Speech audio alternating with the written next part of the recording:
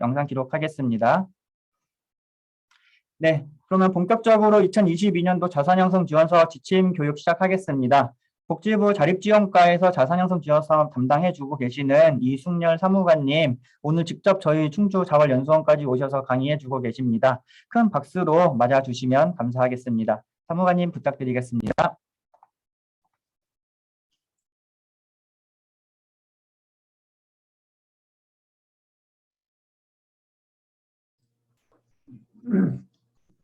네, 안녕하세요. 복지부 자립지원과 이승열 사무관입니다. 일단 바쁘신 와중에도 이렇게 참석해 주셔서 한도까지 이렇게 달성까지 해주시고 감사드립니다. 거기에 맞게끔 조금 좋은 알찬 교육으로 인해서 조금 많은 지식을 좀 전달했으면 좋겠는데요. 오전에 좀 하다 보니까 채팅창으로 질문에 대해서 저희들이 대응이 좀 어렵습니다. 그래도 궁금하신 거 있으면 채팅창에 올려놓으시면 그거 이제 모니터링 하면서 추후에 시간 남을 때 추가로 한번 안내해 드릴 수 있거든요. 그래서 채팅창에 올리셔도 괜찮을 것 같고요. 또 그거에 대해서 경험 있으신 분들이 답변을 주셔도 괜찮을 것 같습니다. 시작하겠습니다. 일단 저희들 이번에 지침이 좀 촉박하게 나갔는데요. 지침 다 받으실 거라고 생각하고 교육을 시작하겠습니다. 지침 진짜 다 받으셨죠? 네. 보시면 아시겠지만 기존의 통장사업 지침에서는 희망 키움 통장사업이라고 했다가 올해부터는 자산형성 지원 통장사업 안내로 바꿨습니다. 그것은 조금 정책적인 방향이 변경되는 것을 조금 반영을 했는데요. 그전에는 저소득 저임금 근로자 위주로 자산형성 지원 사업을 실시했다면 앞으로 조금 더 대상을 좀 확대를 했고, 확대하는 과정에서 청년층에 대해서는 좀 더 많이 확대하고, 그런 취지로 본다면 청년들은 저소득 청년들에 대해서는 조금 자산 형성을 기회를 더 많이 주기 위함이다. 네, 이렇게 좀 이해를 해주시면 좋을 것 같습니다. 네, 슬라이드 보시면 일단 조금 올해부터 통장이 좀 개편이 됐는데요. 저희들이 통장 사업이 10년도부터 시작했습니다. 2010년도부터 생계수급자, 의료수급자를 대상으로 희망키움 통장원이라는 것을 출시를 했고요. 그 다음에 이제 자활 참여자들을 대상으로 내일키움 통장 13년도일 것 같습니다. 그때 좀 출시를 했고, 그 다음에 이제 주거급여, 교육급여자를 대상, 그리고 차상위자까지 해서 희망키움 통장 2로, 그리고 최근에는 이제 18년도에는 청년 대상으로 희망키움 통장, 20년도에 청년저축계좌, 이렇게 5종을 운영을 하다 보니까 각각 좀 기준도 다르고 또 적립금액도 다르고 또 본인들이 또 적립해야 되는 금액, 정부에서 매칭해주는 금액들이 다 다르고 해지 기준이 다 다르고 이런 것들이 좀 복잡한 측면이 있어서 이걸 좀 간소화하는 측면으로 개편을 추진을 했습니다. 다행히 작년에 예산도 반영이 되고 그래서 이제 올해 개편을 하는 방향으로 사업을 시작을 하는데요. 그래서 새롭게 올해부터 나오는 통장이 희망저축계좌 1, 희망저축계좌 2, 청년저축계좌 이렇게 3가지입니다. 요 3가지에 대해서는 올해부터는 신규는 요 3가지만 받게 되는 거고요. 기존의 5개 통장은 신규는 받지 않습니다. 지금 저희들이 차세대 시스템을 개발 시점에 맞춰서 7월부터 서비스를 하게 되어 있는데요. 그 전에 기존 행복이금 시스템을 통해서 접수는 희망 1, 2는 할 겁니다. 네, 그렇지만 이제 차세대 시스템 개통이 되면 아예 신청 화면 자체가 이 3개만 보일 것으로 예상이 되거든요. 그렇게 이해를 해주시고 약간 조금 어찌 보면 과도기적인 지금 시기입니다. 이 통장들의 5개 통장들도 지금 유지 관리 좀 해주셔야 되는 3년간 정도 작년에 말에 가입했던 사람들이 다 나갈 때까지 있어야 되니까요. 5개 통장은 앞으로 3년 동안 유지 관리하고 해지 대응을 좀 해주셔야 되는 거고 3개 통장은 올해부터 신규 가입 이렇게 해서 총 8개 통장을 관리를 좀 해주셔야 되는 한시적으로 좀 불편한 그런 상황을 좀 이어갈 것 같습니다. 이렇게 매칭을 해보시면 좀 간략하게 좀 이해가 되실 겁니다. 희망키움 통장 1이 희망저축계좌 1으로 가는 거고, 희망키움 통장 2가 저축계좌 2로, 그리고 내일키움 통장의 자활 참여자는 수급 계층에 따라서 1하고 2로 나눠져 들어갑니다. 그리고 기존의 청년희망과 청년저축계좌가 합쳐져서 청년일저축계좌에 거기에서 더하기 중위소득 50에서 100%가 추가가 되는 겁니다.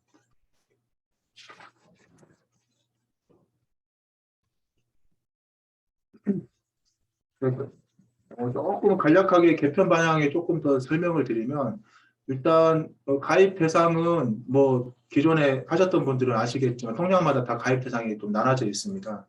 새로 업무를 접하신 분들은 좀 생소할 수도 있지만, 이제 희망키움 통장원은 생계 의료 수급 가구입니다. 가끔 의료 주거 교육을 해당되는 자는 어디 수급자냐 그러면 의료까지 적용을 받으니까 의료 수급 가구겠죠. 예. 그렇게 해서 생계 의료 수급 가구가 희망키움 1, 그리고 주거 교육 차상위가 희망키움 2, 자활근로 이렇게 나눠져 있었고요.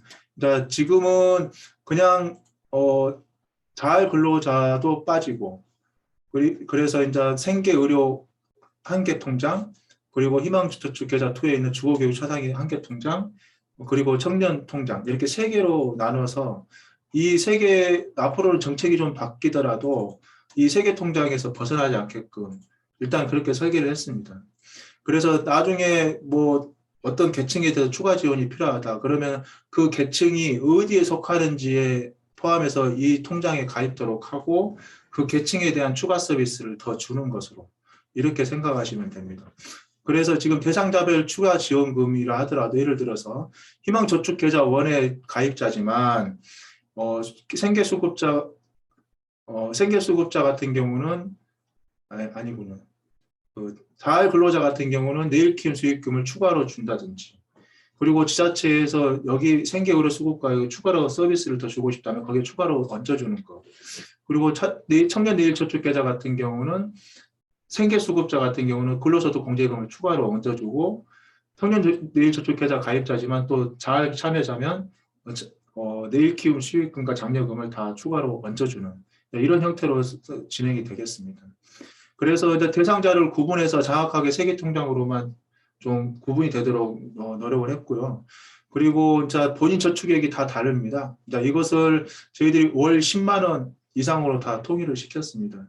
그리고 저희들이 이자가 좀 높은 사업이라 좀 많이 적립하고 싶으신 분들 본인 적립금 많이 적립할 수 있도록 50만 원까지 적립이 가능하도록 했고요. 그리고 매칭 금액이 조금 복잡했었는데 매칭 금액도 좀 간소화했습니다. 30만 원, 10만 원, 30만 원, 10만 원 이렇게 간소화했고요.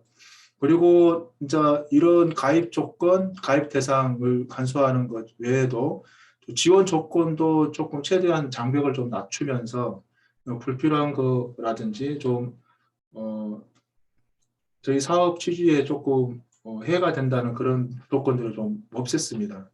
일단 기존에는 탈수급과 교육, 사례관리, 취창업, 그리고 자격증 취득까지 좀 많이 요구하는 측면이 있고, 기본적으로 다 지원금의 50% 이상은 목적에 맞게끔 사용하도록 증빙을 요구했었습니다.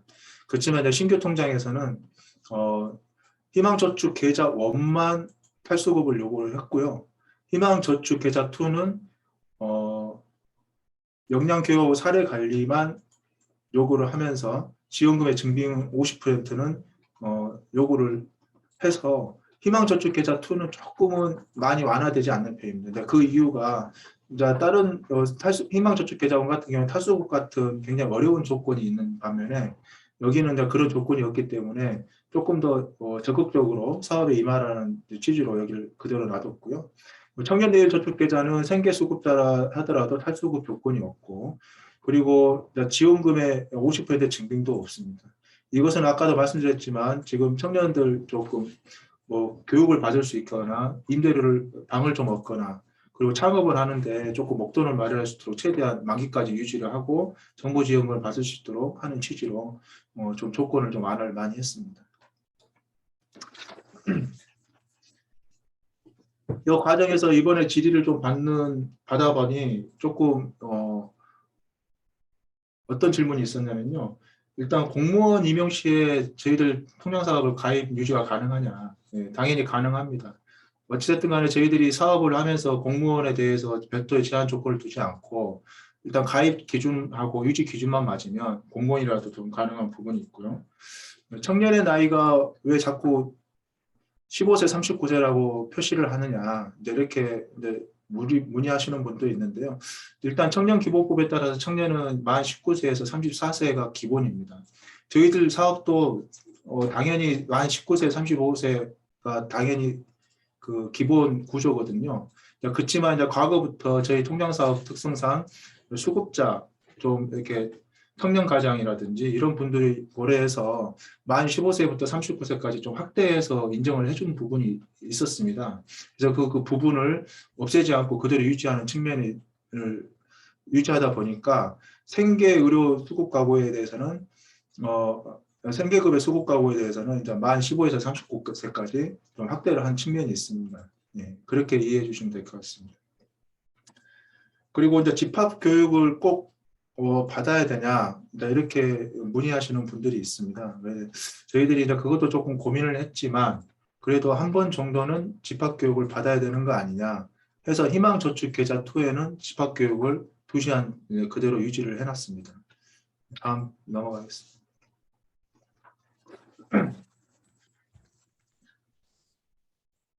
일단 페이지 78페이지에 대해를 보시면 이런 비슷한 표가 있습니다.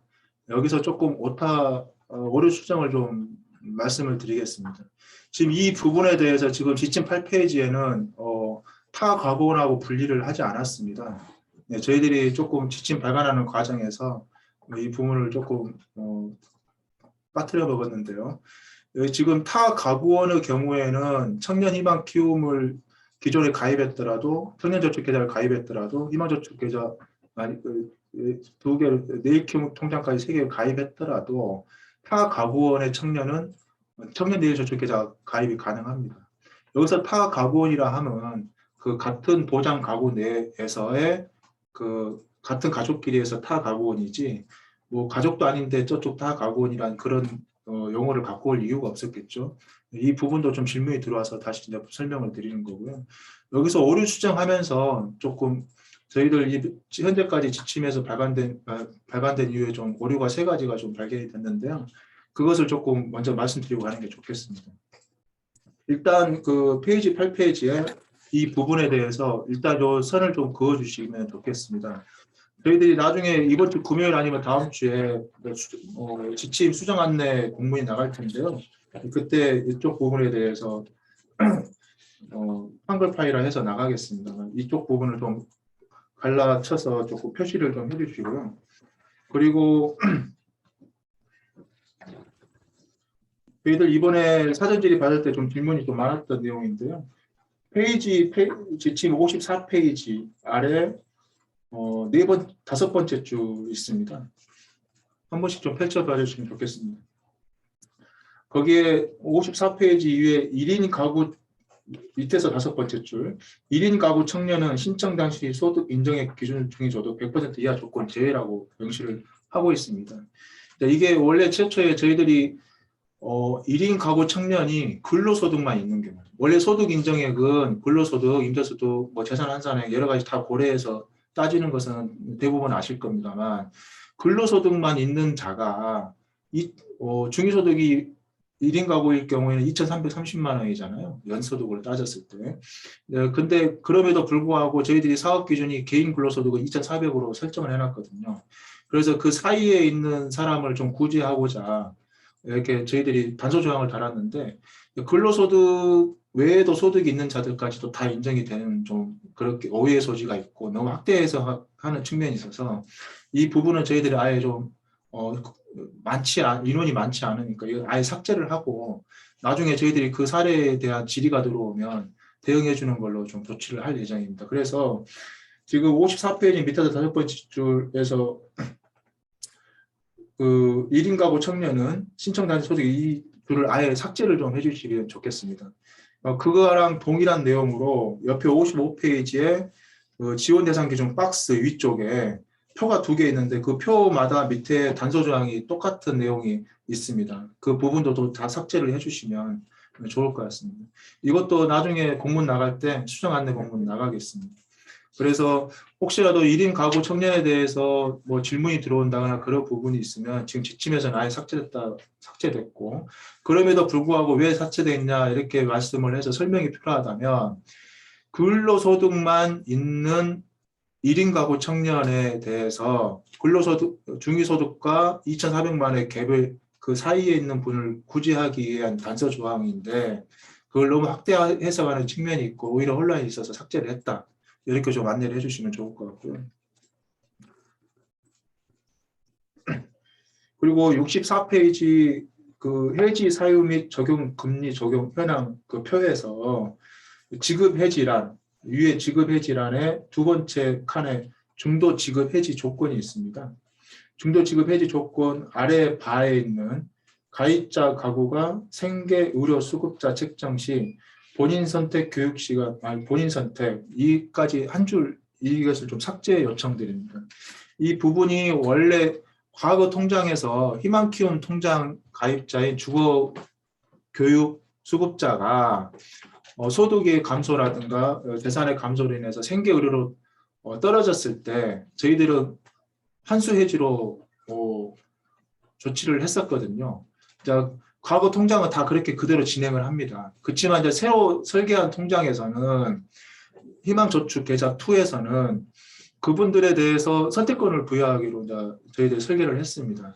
왜냐하면 이제 그간에 예를 들어서 한 2년 동안 가입을 하셨는데 생계로 조금 개인 여건이 안 좋아져서 떨어지는데도 불구하고 정부지원금을 아예 선택권 없이 지원하지 않겠다라는 것에 대해서는 그간의 노력에 적극적인 노력을 조금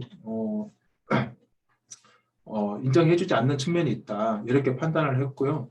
그래서 그간의 노력을 인정을 해서 본인이 이번에 받으면 나중에 다시 재가입을 할 수 없다는 것을 안내드리고 그럼에도 불구하고 지급 해지를 받겠다. 그러면은 저희들이 지급 해지를 할 수 있도록 하고 아니다 나는 그래도 나중에 다시 한번 3년짜리 만기로 도전하겠다. 그러면 한수 해지를 해드리고 지급 해지를 해주는 그런 조건을 이번에 좀 부여를 했는데 이 편집 과정에서 지금 청년내일저축계좌에서 좀 이 자고가 들어가서 이 부분도 좀 삭제를 해주시면 좋을 것 같습니다.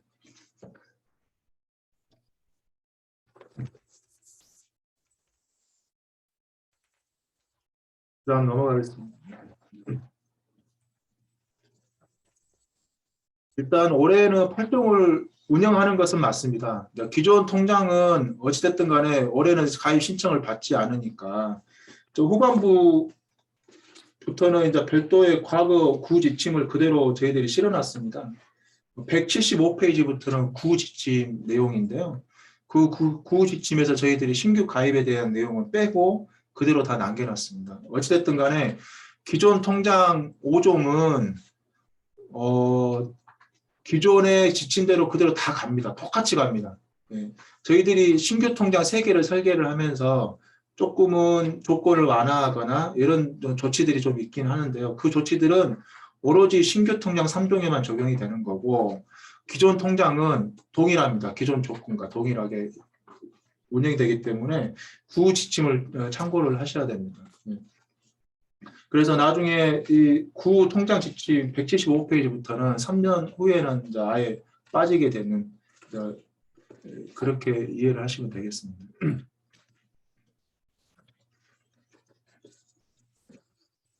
그래서 오늘의 이제 주요 설명 내용이 이제 신규 통장에 대해서 말씀을 드리겠습니다. 페이지 7, 지침으로 따지면 7페이지에 해당되는 내용인데요. 일단 앞에서 설명드렸지만 이렇게 통장이 3개고 희망저축계좌원은 생계의료수급 가구, 생계의료수급 가구이면서 자활근로자는 과거에는 내일키움 통장 대상자였지만 지금은 자활근로자라 하더라도 생계의료수급 가구인지 주거교육수급 가구인지에 따라서 희망저축1, 희망저축2로 나눠서 가입이 된다. 이렇게 생각하시면 될 것 같고요. 청년내일저축계좌도 기존의 청년희망하고 청년저축계좌가 포함되면서 기존 중위소득 50% 초과하고 100% 이하 가구 청년이 좀 확대해서 들어왔다. 이렇게 이해하시면 되겠습니다. 그래서 정부 지원금은 정액으로 30만 원, 10만 원, 30만 원, 10만 원을 지원을 하는 거고요. 생계수급자냐, 자활근로자냐 이런 것에 따라서 부가적으로 지원금을 매칭해 주는 게 가입자마다 다르게 적용이 됩니다. 그 지원 조건은 탈수급, 희망저축계좌 1은, 희망저축계좌 2는 이수하고 사례관리, 여기 밑에가 또 빠졌지만 50% 이상 사용 증빙 이렇게 되고요. 청년내일저축계좌는 오로지 교육 이수하고 자금 사용 계획서 제출. 자금 사용 계획서는 자금을 그렇게 사용할 의무를 주는 게 아니라 그냥 계획을 수립해서 내라 이 정도 수준입니다. 네, 그래서 이 부분도 나중에 이제 제출을 받을 예정입니다.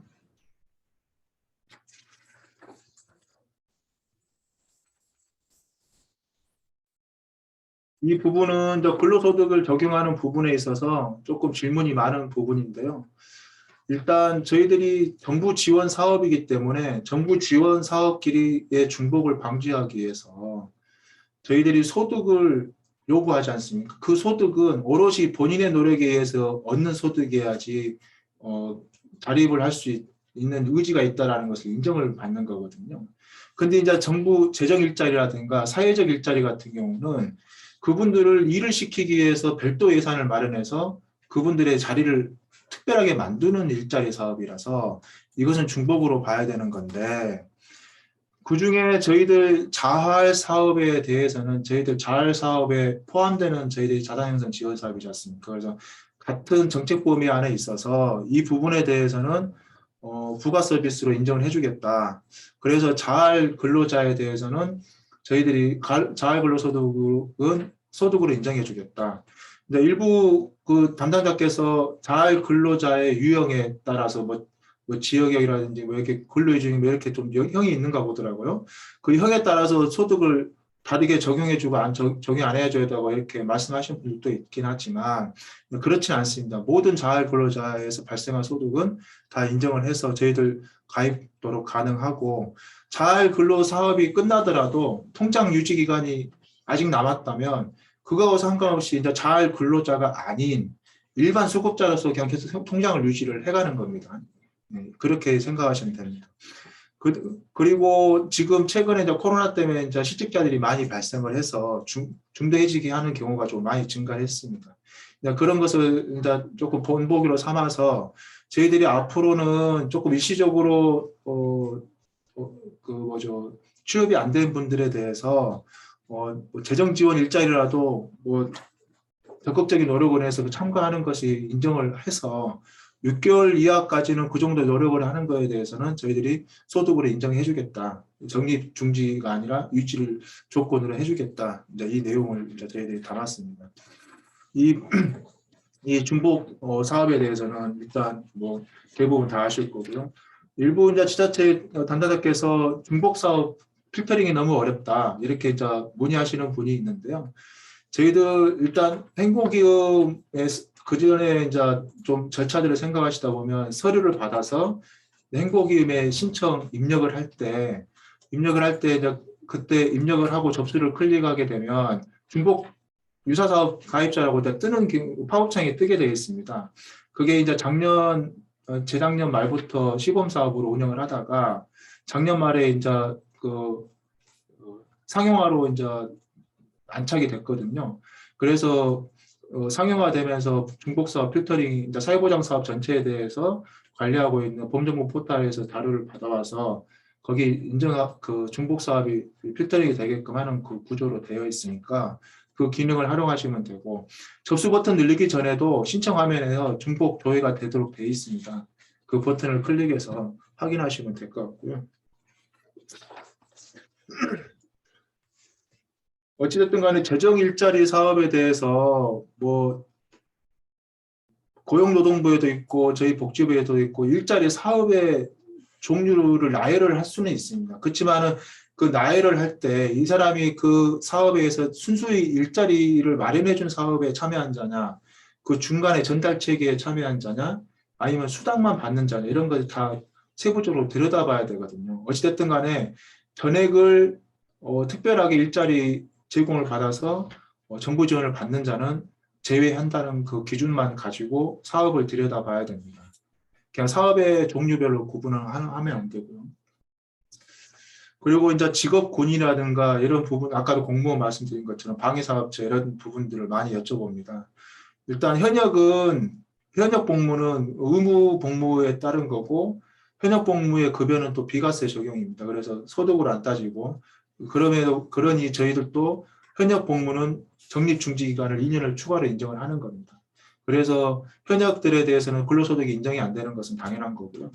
그리고 그러나 직업군이나 방위산업체 같은 경우는 원천적으로 뭐 정부 예산일 수도 있는 사업들도 직업군이나 정부 예산이 있긴 하지만 그 사람들을 취업이 안 되거나 이런 그 대상으로 인해서 취업 자리를 마련해 주기 위한 일자리 사업은 아니거든요. 그래서 직업군인 같은 경우는 저희들 공무원과 같이 방위산업체도 마찬가지로 저희들 사업의 대상자로 그대로 인정을 하고 있는 거고, 가입 조건과 유지 기준을 맞추면 그대로 동일하게 인정을 하는 겁니다.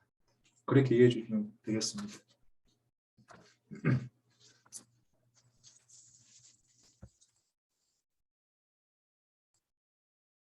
이것은 기존 통장 5종에도 일부 적용됐던 내용입니다. 자, 6개월간 적립중지 신청이 가능하다. 3년 중에 6개월간 적립중지 신청이 가능한데 기존에는 3회 한정해서 조금 안내를 했었습니다. 예를 들어서 2달, 2달, 1달 이렇게 해서 5개월 썼으면 그 다음에 쓸 수 없다 이렇게 했는데 그걸 횟수만 좀 풀었고요. 그리고 군 입대 예정자의 적립중지 2년을 그대로 인정을 해드립니다. 여기서 이제 저희들이 앞으로는 신청은 복지로 해서 접수해서 행복위원회에서 확정을 하고 개발원으로 확정 명단을 보내게 되면 그 이후부터는 올해부터 시스템 구축한 자활 포탈이라고 있습니다. 올해 7월부터 자활 포탈이 출시가 되는데요. 거기서부터 적립중지 해지 신청을 다 하도록 되어 있습니다. 그래서 자활 포탈에서 접수를 받아서 행복위원회로 넘어오고 지자체에서 동일하게 신청과 같이 자격 확정을 해주고 진행이 되는 것입니다. 그런 과정 중에 지금 적립중지 중에 왜 그걸 말씀을 드리냐면 다른 적립중지 사유라든가 이런 것들은 이제 입력을 해서 뭐 본인 의지에 따라서 결정을 할 수는 있지만 군입 때는 좀 증빙이 필요한 부분이 있습니다. 영장이라든지 이 부분이 아직까지는 자활 포탈에서 사회보장 정보 시스템으로 텍스트 파일에 넘어가는 좀 구조를 아직 갖추고 있지 않아서 군 입대만큼은 적립중지할 때 지자체에 직접 신청을 해야 된다. 이걸 좀 말씀드리고 싶어서 설명드립니다.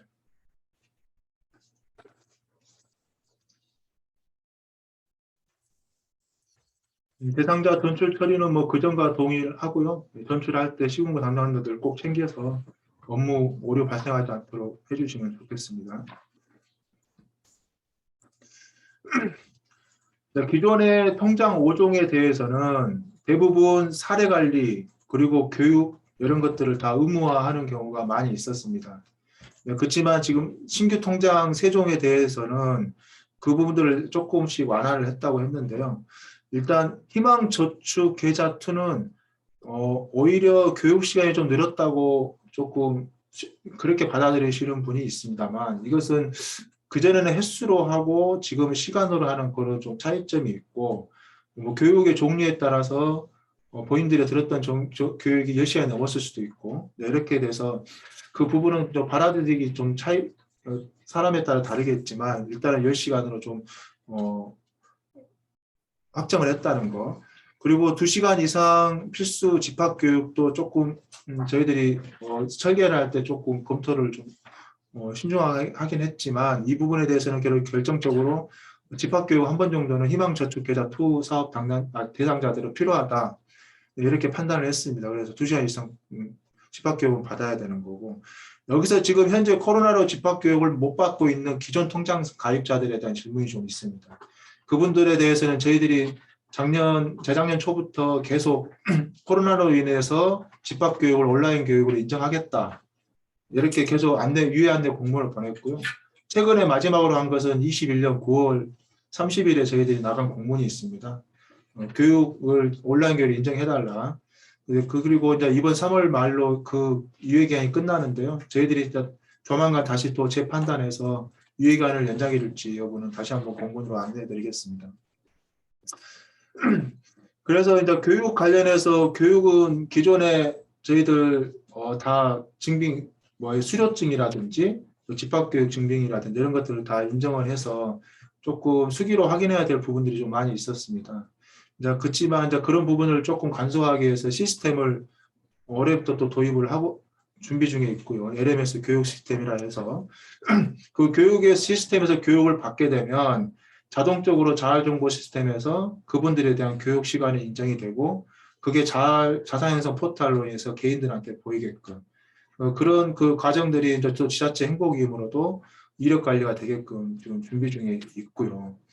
이제 그런 과정에서 기존의 희망저축2 계좌 가입자들은 뭐 국민연금공단 뭐 그리고 서민금융진흥원 이런 데 이제 쭉 교육을 받았던 사람들도 있을 거고 안내를 또 받았던 그런 분들이 있는데 그분들에 대해서는 그래도 아직까지는 동일하게 사업을 진행할 필요는 있다. 그래서 증빙으로 확인을 해야 되는 것은 기존과 동일한 희망저축계좌2는 그렇지만 청년내일저축계좌는 인원이 10만 명이나 더 보니까 이분들을 다 교육을 확인할 수는 없다.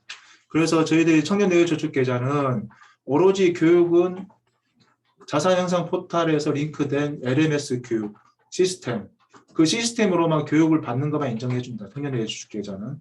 그래서 자활센터가 됐든 지자체에서 됐든 청년내일저축계좌의 교육에 대해서는 수기로 증빙을 확인할 필요가 없도록 저희들이 그렇게 설계를 했습니다. 그리고 사례관리도 저희들 희망저축계좌2 우선 대부분 사례관리자가 자활근로 참여자 위주로 많이 이루어지는 것은 조금 사업해보신 분들은 아시겠습니다만은 일단 희망저축계좌는 사례관리가 의무이고 일부 뭐 희망저축계좌에서도 사례관리가 발생할 수는 있지만 여기는 의무는 없습니다. 그리고 청년내일저축계좌도 사례관리는 없습니다. 네, 이렇게 이해하시면 되겠습니다.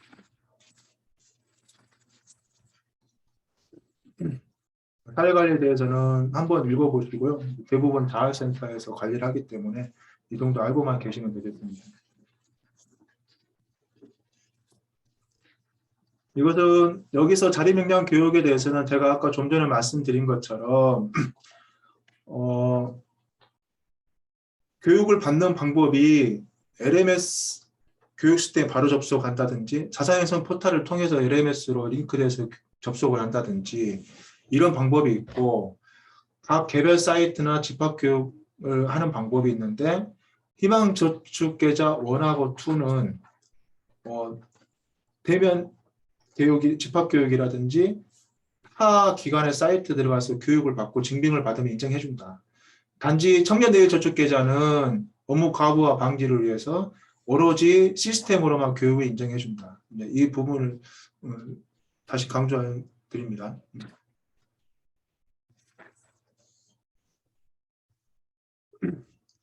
이 부분도 조금 민원이 좀 많은 부분이긴 합니다. 이제 1개월 적립 적용 기간 이 부분에 대해서 다시 한번 강조드립니다. 전월 23일부터 당월 22일까지를 한 1개월로 인정을 합니다. 예를 들어서 3월치 본인 적립금 그러면 2월 23일부터 3월 22일까지 10만 원 이상 납부한 것을 본인 적립금으로 인정을 합니다. 저희들이 기존에 이제 23일이나 4일 날 입금을 하고 본인 적립금을 인정해 주라. 당사자 입장에서는 이번 달에 정부지원금 10만 원을 못 받은 것처럼 느껴지니까요. 10만 원을 못 받았으니까. 그것을 이제 주장을 하시는 분들이 종종 나옵니다. 그런 사례가 발생하지 않도록 최대한 노력을 좀 해야 될 것 같고요.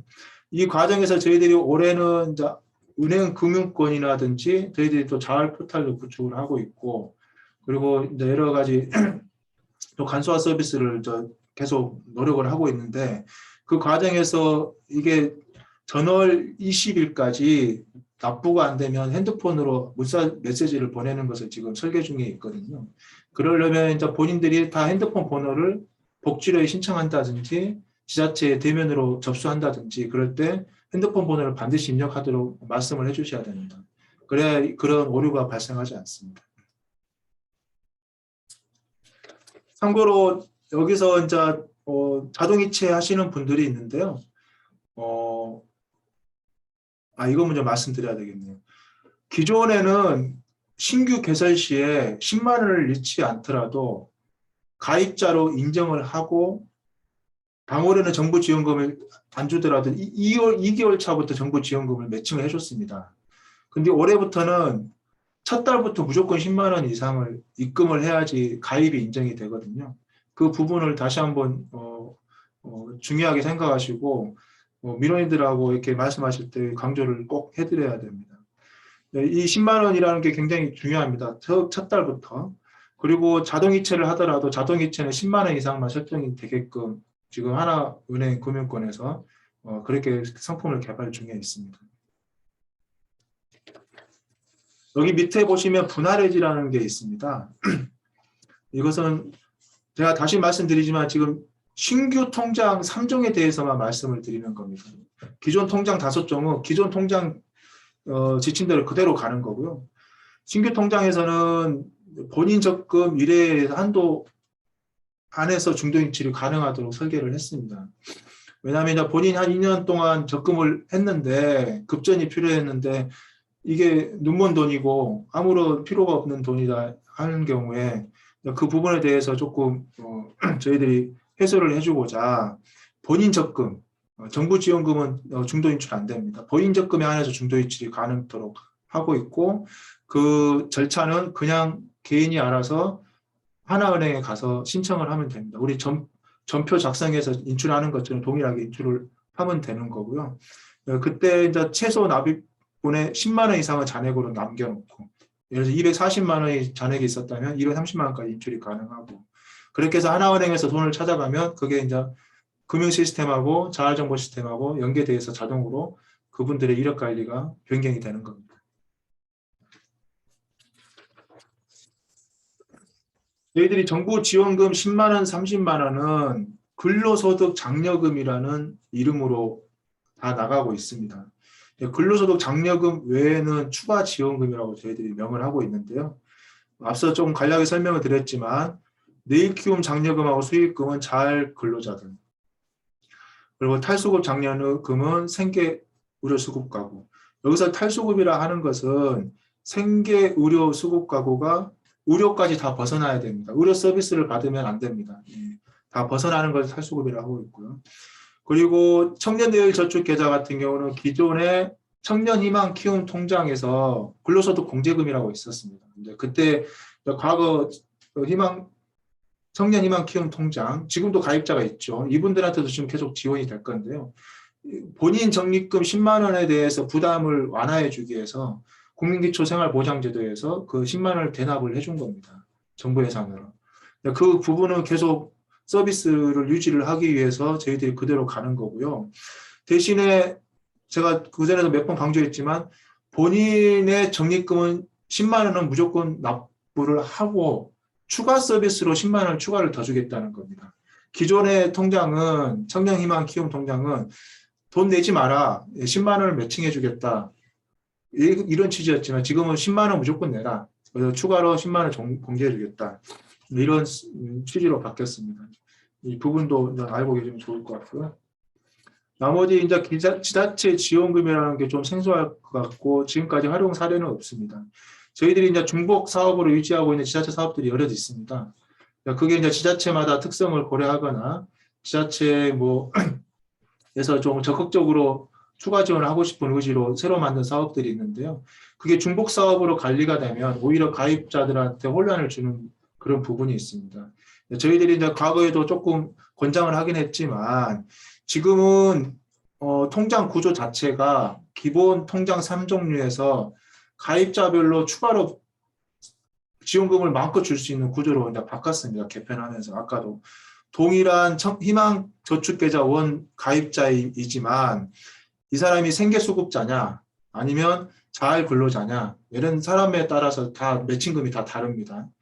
그런 것처럼 지자체에서도 유사중복 사업을 추가로 만드는 것보다는 우리 지자체에 있는 희망저축 원투 청년내일저축 계좌 가입자들에게 부가적으로 우리 지자체만의 추가 사업을 지원하고 싶다. 이럴 경우에 지자체 추가 지원금을 만들어서 오히려 혜택을 더 부과해주는 그런 사업을 만들어 달라.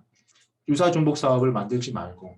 이제 그런 취지로 저희들이 이 길을 열어놓은 거거든요. 그래서 이것은 앞으로 조금 많이 활용해 주셨으면 좋겠습니다.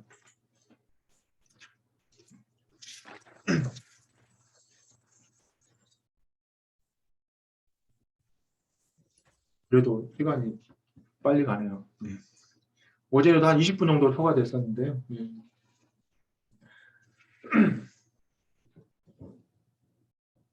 일단 이제 공통사항으로 이제 마지막 화면인데요. 일단 여기서는 뭐 내일 키움 취업금은 어차피 자활센터에서 관리할 테니 넘어가고요.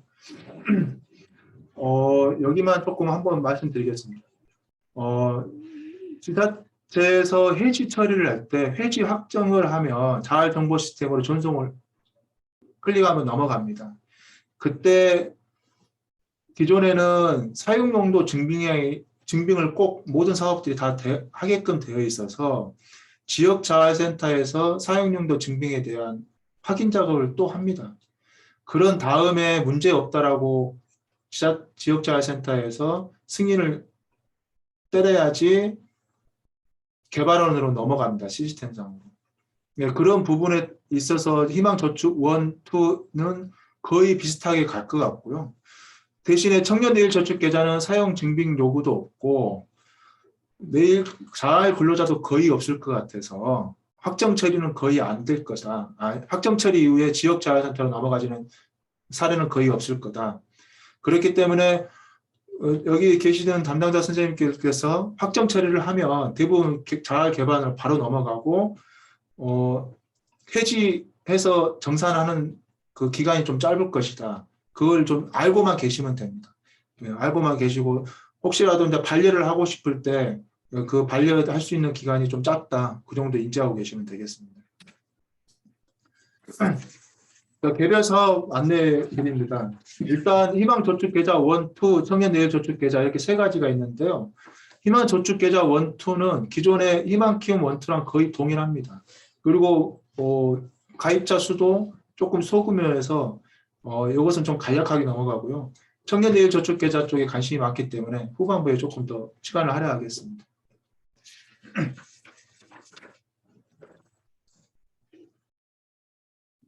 사업 처음 하신 분들 위해서 한번 읊어는 가겠습니다. 일단 희망저축계좌 1은 생계 의료 수급 가구이니까 중위소득 40% 이하입니다.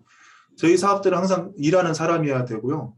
소득 기준은 가구 기준으로 따져서 기준중위소득 40에 60이니까 24% 이상입니다. 24% 이하면 소득이 너무 적고 자립의 의지가 조금 약하신 분들 아니냐, 이렇게 저희들이 판단해서 사업의 유지 조건에 해당되지 않는다고 그동안 판단해 왔습니다. 그 조건은 그대로 유지 가는 겁니다.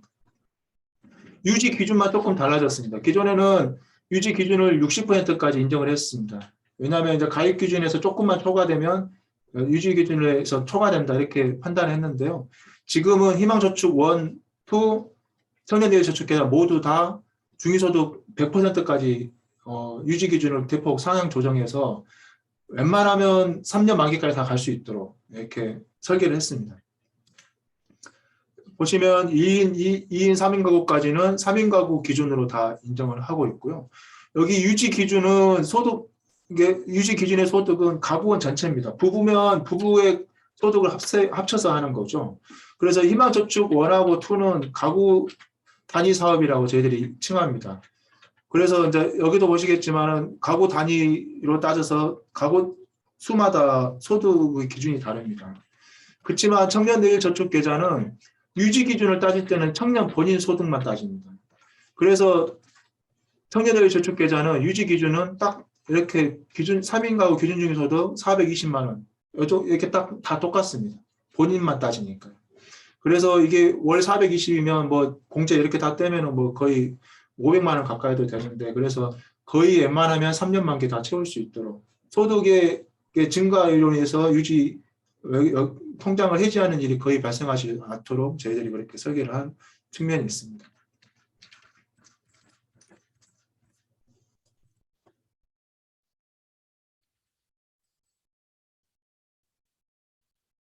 그래서 본인 저축액은 반드시 10만 원 이상 적금, 납입일은 23일부터 22일까지. 그리고 희망저축계좌는 매월 30만 원. 네. 본인 적금은 10,000원 단위로 입금이 가능합니다. 네. 그리고 추가지원금은 아까도 말씀드렸고.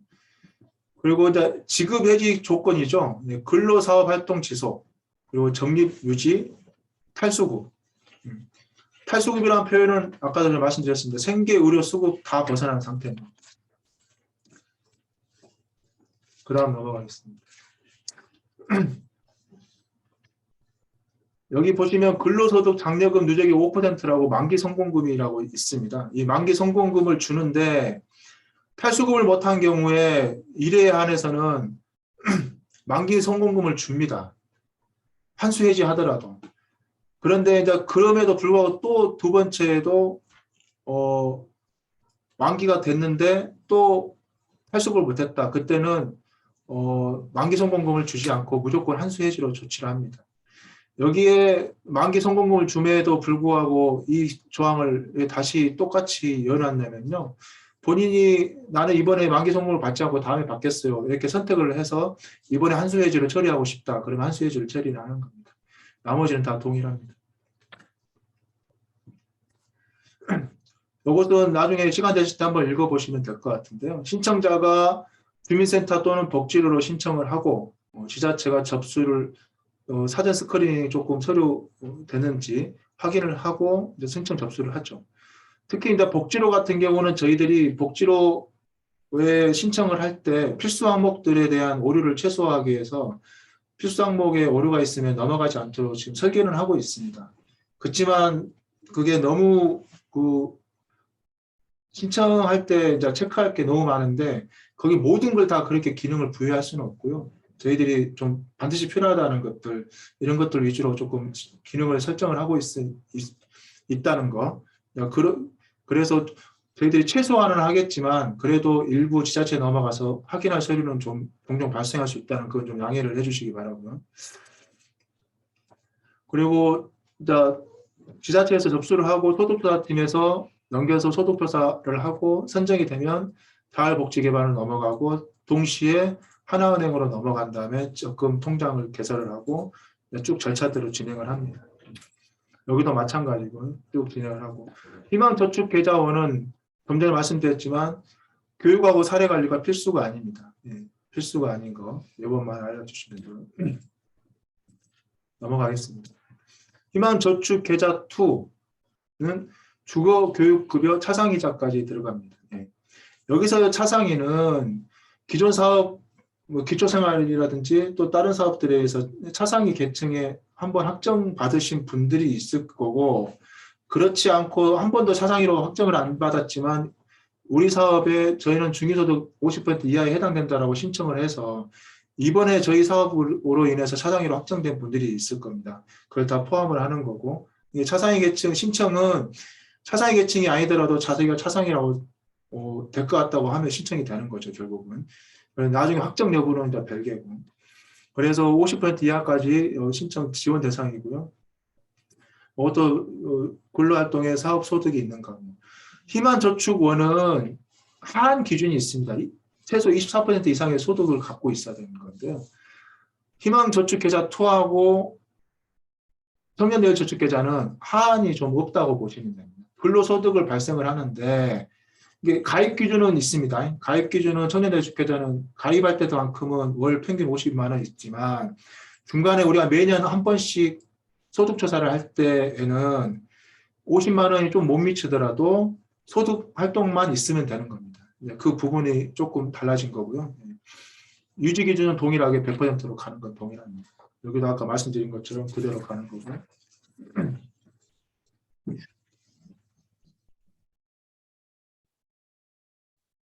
여기도 뭐 동일하게 10만 원씩 정부 지원금 주는 거고요.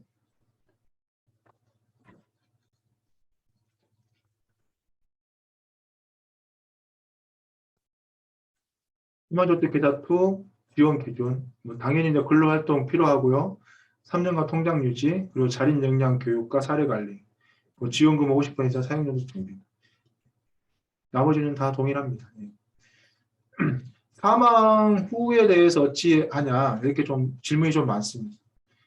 탈수급 같은 경우는 가구 단위의 탈수급을 의미하기 때문에 사망 이전에 탈수급했던 사망 이후에 유예기간을 줍니다. 탈수급 유예기간 만기에 6개월 안에 탈수급을 했던 동일하게 인정을 받을 수 있습니다.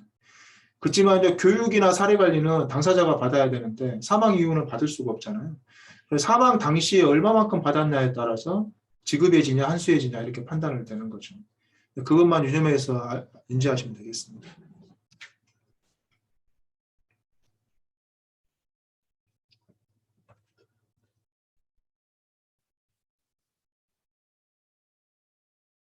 보면은 이제 가구원 중 한 명도 근로활동을 하지 않는 경우 이런 자구가 왜 들어가냐면요.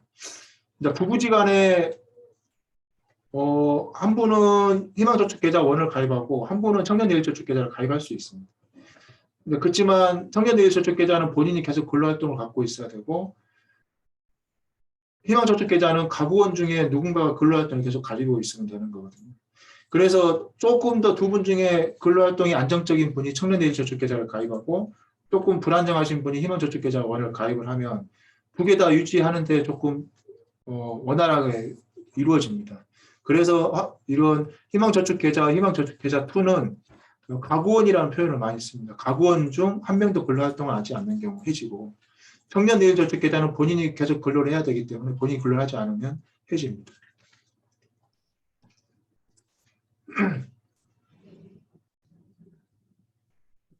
사용용도 증빙에 대해서는 일단은 접수를 받고 다화센터로 해서 넘어가서 거기서 확정하는 단계라서 이것은 그냥 알고만 계시면 되겠습니다. 이것도 아까 안내드린 거랑 거의 동일하고요.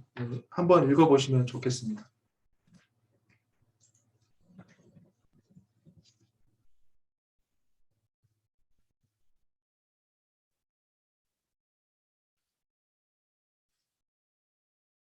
청년내일저축계좌 말씀드리겠습니다.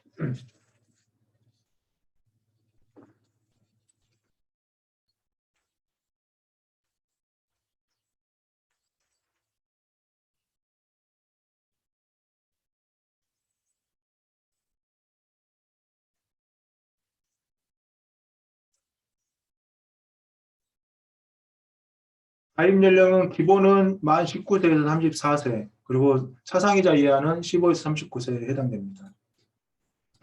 연간 근로사업소득이 600에서 2,400만 원 이하고요. 이것은 이제 공적자료 기준이니까 저희도 소득조사팀에서 조금 더 자세하게 알고 있지만 제가 아는 바로는 공적 자료가 확인되는 거 거의 뭐 건강보험, 4대 보험 가입을 했겠죠. 그런 분들에 대해서는 최근 기준으로 따져서 월 50만 원만 하면 되는 거고요. 공적 자료가 확인되지 않는 분들은 사회복지부 공통지침에 따라서 일용 근로자에 대부분 들어가죠. 그렇게 되면은 최근 3개월 소득을 따집니다. 최근 3개월 소득을 따지니까 3개월 중에서 100만 원, 10만 원, 10만 원 이렇게 하면 120만 원이니까 최근 3개월 40만 원밖에 안 되죠. 100만 원, 20만 원, 30만 원 이렇게 되면은 최근 3개월 50만 원이 되는 거죠. 그렇게 가입을 기준을 하면 되는 거고요. 그리고 수급자 차상위자는 어차피 저희들 사업 대상이기 때문에 이 기준을 면제를 해주고 있습니다. 기준 중위 소득 100% 이하이고요. 제가 처음에 도입 부분에 단 1인 가구에 대한 예외 조항을 저희들 지침에서 좀 삭제를 해달라 요청 드린 내용이 여기 밑에 있었거든요. 여튼 이 1인 가구 예외 조건에 대해서 너무 확대 해석을 하고 그거에 대해서 오히려 혼란을 일으키니까 그거 반드시 좀 지침에서 삭제를 해서 지침을 가지고 계시면 좋을 것 같습니다. 그리고 저희들이 왜 이렇게 복잡하냐, 재산까지 따져야 되냐, 좀 그런 불평도 있고, 사실 저도 그게 좀 불평이긴 합니다만, 그래도 저희들이 예산 범위 내 예산 확보 과정에서 저희들이 이제 모수가 이제 630만 명 중에서 연령 자르고 소득 구간 자르고 기준 중위 소득 자르고 계속 이렇게 예산 규모마다 이렇게 다 경우의 수를 맞춰서 진행을 하다 보니까 가구 재산까지 따지게 됐거든요. 그래서 가구 재산 대도시는 서울이고 중도시는 광역권, 그리고 농어촌은 이제 1.7억 원 이하로 되어 있는 것이 이제 다 공시지가인지는 다 아실 겁니다. 소득조사팀에서 컷을 정해할 거고요.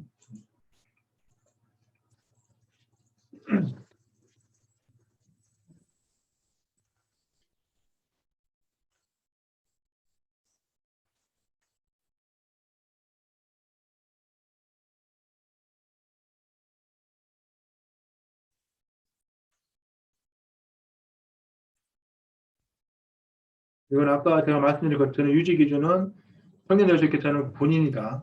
본인이다.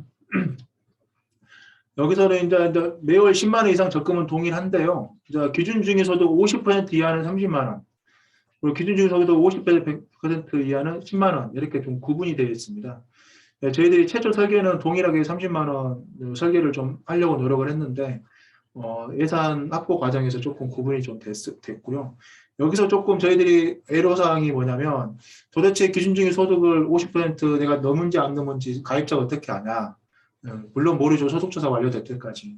그래서 저희들이 혼란을 최소화하기 위해서 기존의 수급자로 확정된 자, 생계, 의료, 교육주거, 사상이 몇 가지 기확정된 자는 기본으로 중위소득 50% 이하로 체크를 하게 복지로에 설정을 할 겁니다.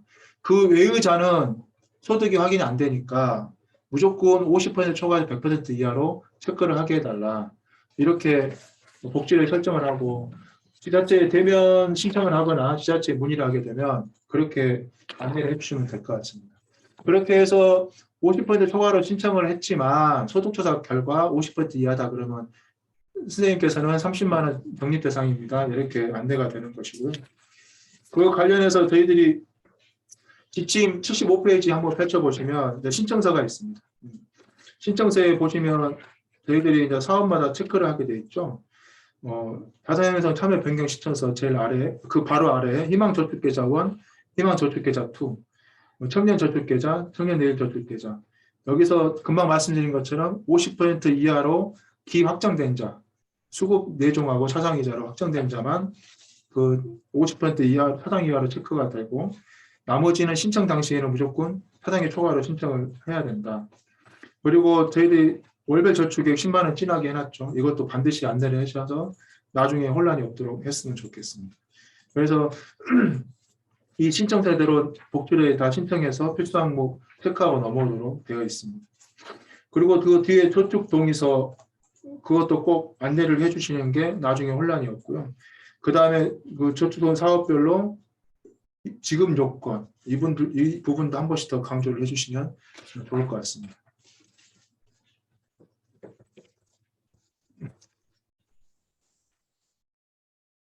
청년들 저축계좌의 해지 조건입니다. 당연히 통장 유지 근로활동 해야 되고요. 자립 역량교육 10시간 그리고 아까 자금 사용 계획서 제출만 하면 됩니다.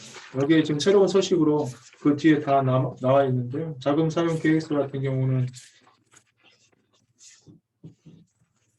여기 있나?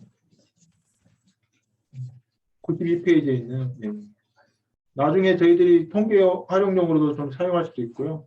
그리고 거기에 목적에 맞게끔 사용하는 데 유도하는 측면도 있겠습니다. 절차는 다 동일합니다. 네.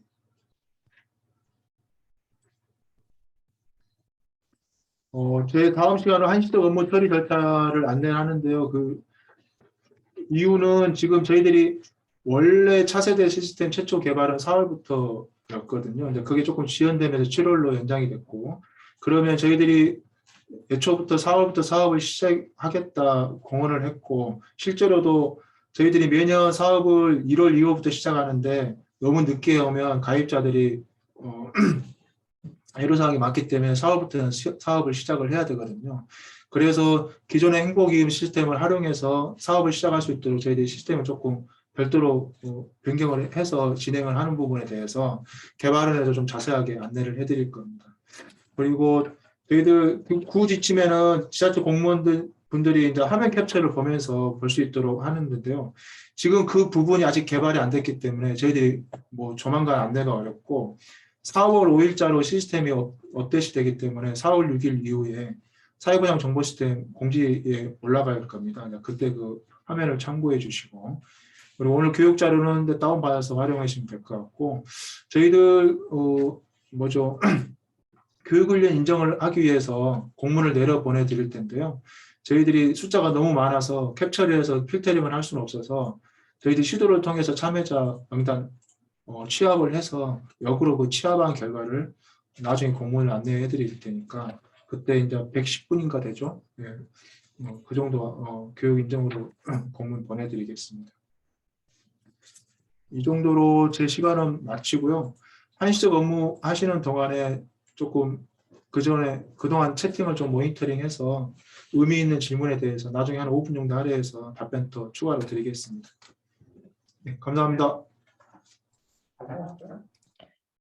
예, 감사합니다. 긴 시간 우선 강의해 주셔서 감사드리고요. 마지막 말씀 주신 것처럼 채팅창에 올려주셨던 질문들은 강의가 일단 다 마무리된 이후에 질의응답 시간 좀 가지도록 하겠습니다. 저희 10분 쉬었다가 3시 10분에 진행할 수 있도록 하겠습니다. 너무 수고 많으셨습니다.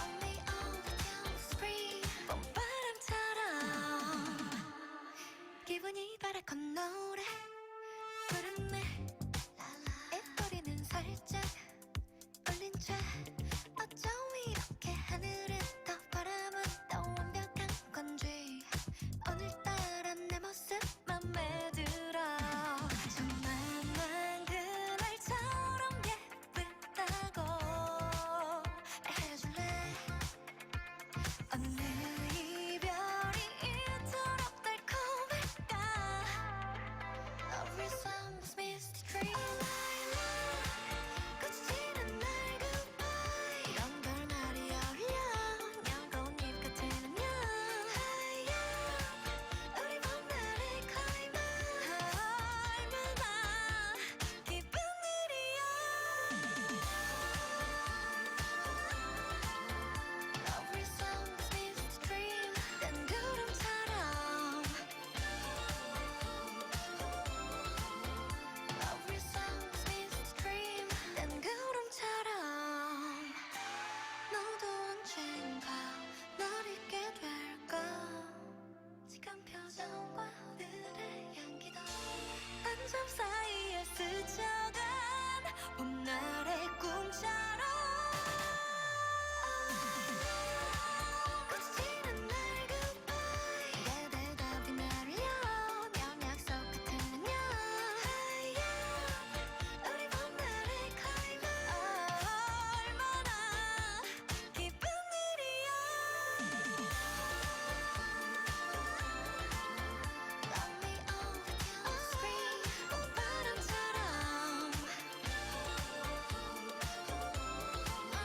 Love me all the time scream 봄바람처럼 Every song's misty dream 난 구름처럼 Every song's misty dream 난 구름처럼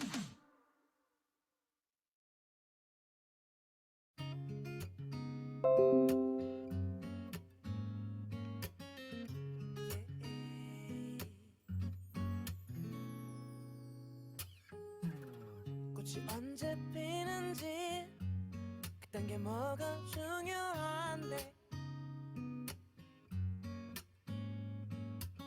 날씨가 언제 풀리는지 그딴 거 알면 뭐 할 건데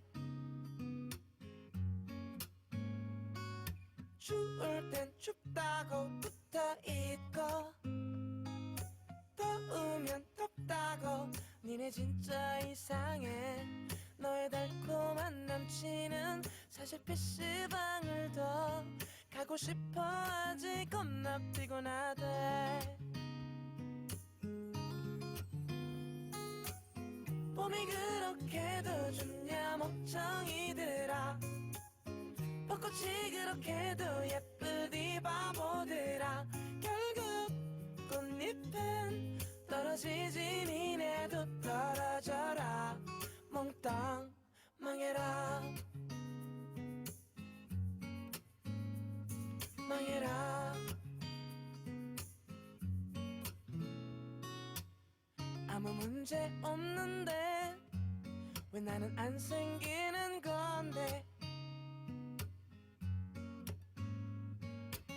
날씨도 완전 풀렸는데 감기는 왜 또 걸리는데 추울 땐 추워서 안 생기고 더우면 더워서 인생은 불공평해 너의 완벽한 연애는 아직 웃고 있지만 너도 차일 거야 겁나 지독하게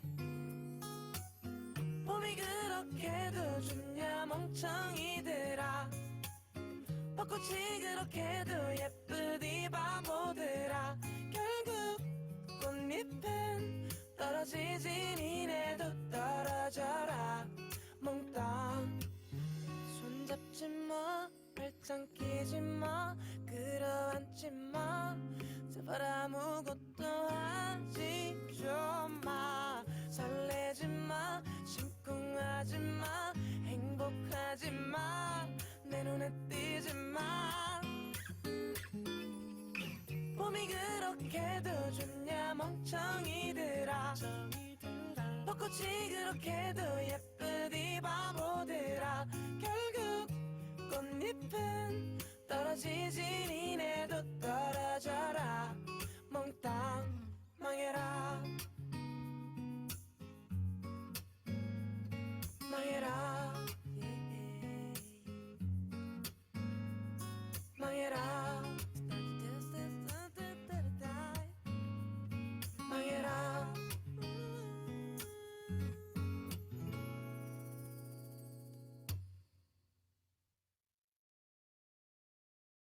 어깨 동무까진 괜찮아 그치만 손 잡는 건 좀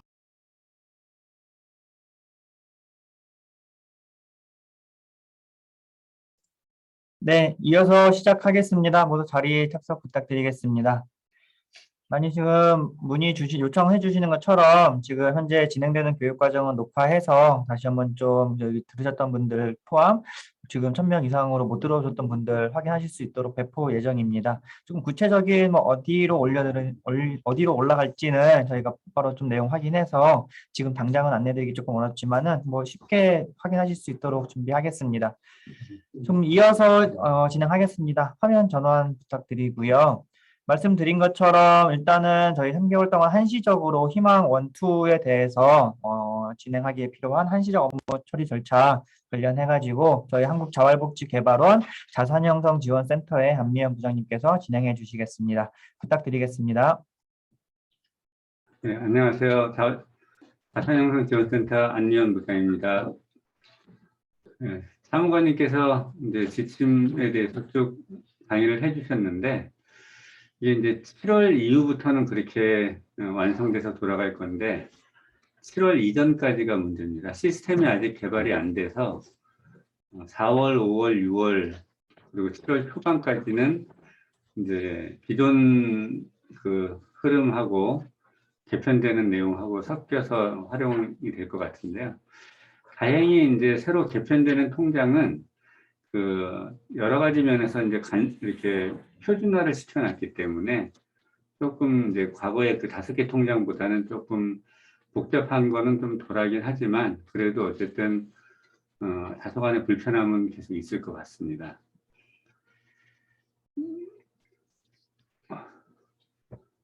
네, 지금 이제 그 교육 안내와 더불어서 나간 그 신규 모집 일정표인데 여기는 지금 4월 6일부터 이렇게 돼 있습니다. 그 문서에는 이제 4월 1일부터 모집하는 걸로 돼 있지만 기존 시스템을 이제 모디파이해서 쓸 때 그 기간이 또 필요한 부분이 있어서 4월 6일부터 이렇게 모집하는 걸로 이렇게 안내가 될 겁니다. 사전에 만약에 신청이 되면 4월 6일부터 이렇게 등록하는 걸로 하시면 될 것 같습니다. 그 희망저축계좌 1이나 희망저축계좌 2에 해당되는데 주로 청년내일저축계좌는 이제 7월부터 그 새로 개편되는 그 시스템을 통해서 차세대 시스템을 통해서 하게 될 것이고 복지로도 이제 거기에 맞춰서 아마 개발될 예정입니다. 아까 자산형성 포탈 말씀을 하셨는데 자산형성 포탈을 통해서 관리하는 것도 역시 행복이음하고 연동이 돼야 되기 때문에 그 7월 이후부터 적용이 됩니다. 그러면 그 전까지는 지금 말씀드리는 방식으로 프로세스대로 이제 진행을 해야 되는 것이고요. 희망저축계좌 1이나 희망저축계좌 2는 거의 같습니다. 거의. 예. 이 내용 그 교육을 쭉 이제 보셨겠지만 프로세스도 거의 같습니다. 빠른 속도로 이렇게 말씀드리겠습니다. 4월부터 6월까지 희망저축계좌 1 모집하는 부분은 일단 정립이 안 됩니다. 시스템이 개발이 안 돼서. 네, 정립이 안 될 뿐만 아니고 지자체에서 저희한테 예탁하는 예탁계좌도 만들 수가 없습니다.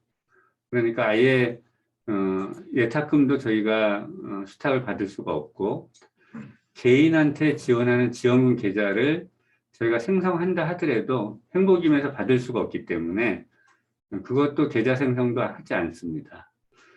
그런데 이제 가입자 입장에서는 이제 그렇다고 해서 불이익을 받을 수가 없으니까 가입자 입장에서는 가입 신청 다 하고 지자체에서 승인하고 이런 과정은 다 겪습니다.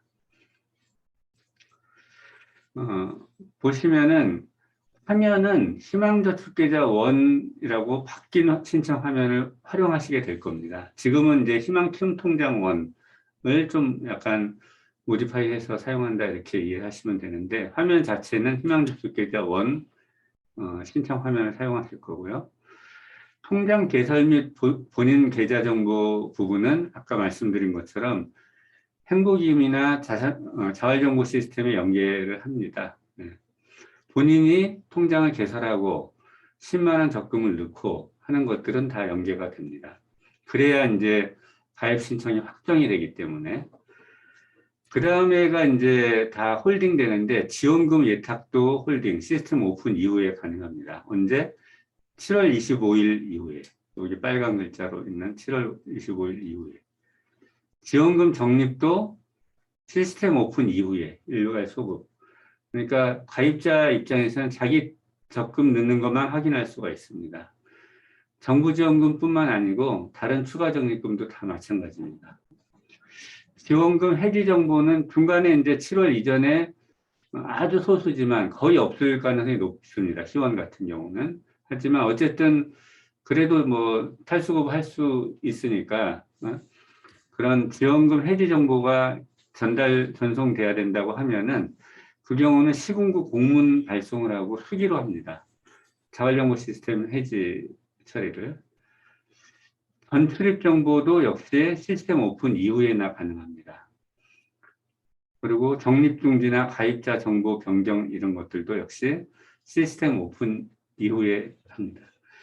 굉장히 이제 그 특별히 더 중요하게 생각할 게 있는데 해지를 하면은 지급 조건이 된다 하더라도 자기 통장을 먼저 해지를 하면은 지원금 지급 계좌를 생성하기 전이기 때문에 7월 달에 생성할 건데 그 이전에 해지를 하게 되면은 지원금을 줄 방법이 없습니다. 그래서 그게 제일 중요합니다. 지원금 지급 계좌를 생성한 다음에 본인 계좌를 해지를 해야 지원금을 지급할 수 있다는 내용입니다. 네. 좀 전에 말씀드린 거를 이제 다시 한번 말씀드리면 시군구에서는 이제 가입 신청 등록 및 절차 결정 처리를 다 합니다. 그 통지를 합니다. 그 지원금도 생성을 합니다. 그런데 소급하는 부분 7월 25일 정도에 가입자에게 지원금 일괄 소급한다라고 하는 안내를 해주셔야 됩니다. 해지 처리일 경우에 아까 공문 그 7월 25일 이전까지는 공문 처리를 한다 이렇게 말씀을 드렸고요. 당연히 행복임에서 수혜 중지 여부 확인이 안 됩니다. 그래서 수혜 여부를 확인하고 그 적립중지나 이런 것들이 다 작동이 안 됩니다. 그러니까 그 해지 처리는 공문 처리를 하고 수기 처리를 하고 다만 행복이음에서 수혜 중지 여부를 확인은 하셔야 됩니다. 그거는 기존 시스템이 차세대 이전에 참여자에게 적립중지가 안 된다라고 하는 것을 안내하셔야 되고 적립 내역이 확인이 불가하다. 그리고 전출입 정보도 역시 연계가 불가능하다라고 하는 안내를 해주셔야 됩니다. 다음은 이제 지역재활센터인데요. 지금 이 자리에 원래 어저께 이제 들으셔야 되는데 오늘도 지금 참석하신 지역재활센터에서 한두 분, 몇 분이 계신 것 같아요. 그 지역재활센터에서도 역시 어제 제가 똑같은 거를 지역재활센터 교육을 할 때 말씀을 드렸는데 가입자 본인 이제 적립 내역을 지역재활센터 확인할 수 있습니다. 자정시는 돌아가니까 자활정보 시스템은 돌아가기 때문에 자활정보 시스템을 통해서 뭐 여러 가지 대응은 다 할 수 있습니다. 지역재활센터에서 가입자에게 적립중지 아까 지자체에서 말씀드린 것처럼 지자체에서 하는 것처럼 적립중지 불가를 가입자에게 안내하고 지원금 소급 적립한다. 7월 25일 날 일괄. 그러니까 4월에 만약에 모집을 했으면 4월, 5월, 6월, 7월 달에 넉 달치를 한꺼번에 한다. 이렇게 안내를 하시면 되겠습니다. 나머지는 그 이후 프로세스는 저희 개발원에서 합니다. 그래서 이제 저희가 정보를 받아서 이제 그 코드를 수기 변경을 해서 은행에다 전달한다든지 또 은행 정보를 받는다든지 하는 것들은 계속합니다. 만약에 아까 말씀드린 것처럼 가입을 한 다음에 7월 25일 지원금 계좌 생성하기 이전에 해지하는 이런 상황이 있으면 그거를 이제 미신규 해지 정보, 미신규 해지라고 합니다. 그러니까 신규가 생기기 전에 해지를 하는 걸로 전산적으로는 처리한다 이런 뜻입니다. 아까 이제 여러 번 제가 지금 강조 드리는데 지원금 계좌가 생성되기 전에 아무리 탈수급을 했다 하더라도 지원금을 드리지 못한다라고 하는 안내가 필요하다. 이 말씀 계속 드립니다. 네. 가입자는 이 내용을 알고 있어야 되고 요거를 이제 최초 상담을 하시거나 하실 때 좀 안내해 주시기 바랍니다. 희망저축계좌 2는 희망저축계좌 1과 프로세스가 다 같다 이렇게 보시면 됩니다. 역시 이제 4월 6일 날 모집하는데 지원 소득조사 등록을 하는 하루를 더 필요하기 때문에 4월 19일까지 모집하는 걸로 이렇게 일정을 안내가 됐고요. 지원금 계좌 생성하는 거는 25, 26일 똑같습니다. 이 이후부터는. 그래서 7월 모집하는 것까지 이제 보시면 7월 달은 모집 신청을 해도 9월이나 60일간의 소득조사 기간을 제외하면 9월이나 가야 되기 때문에 희망저축계좌 2는 4월 모집하는 한 달 거만 한시적 관리 업무 처리를 따르시면 되겠습니다. 나머지는 똑같습니다. 신청하면은 희망저축계좌 2를 활용하고 나머지 것들은 똑같다 이렇게 보시면 됩니다. 709 이제 세부 절차도 똑같고요. 전출입에 대해서만 조금 더 말씀드리면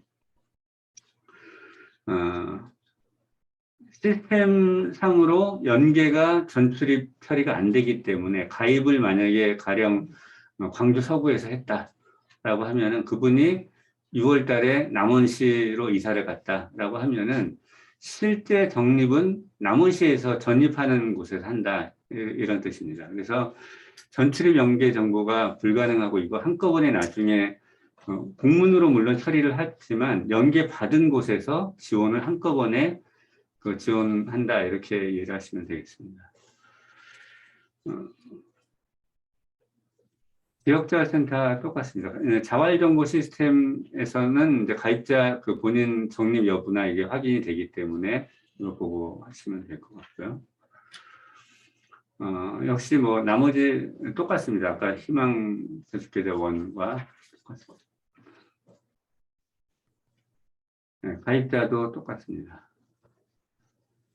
그 제가 이제 지난 한 해 동안 쭉 이렇게 민원 들어오거나 특히 악성으로 가는 것들이 이제 몇 가지가 있어서 특별히 이제 당부드리려고 하는데, 지금 이제 적립월 기준 일자에 대한 안내를 최초 가입 신청을 하고 대상자 확정을 할 때 안내를 해야 되는데, 일종의 금융상품처럼 안내가 부족하면은 이것 때문에 민원이 발생할 수 있습니다. 본인은 뭐 평시에 이제 자동이체를 20일 날 해놨다가 돈이 없어가지고 23일 날, 24일 날 넣었는데 적립을 했는데 그달 당연히 저희는 우리 매뉴얼에 의해서 적립이 안 됩니다. 다음 달로 이관이 되거든요.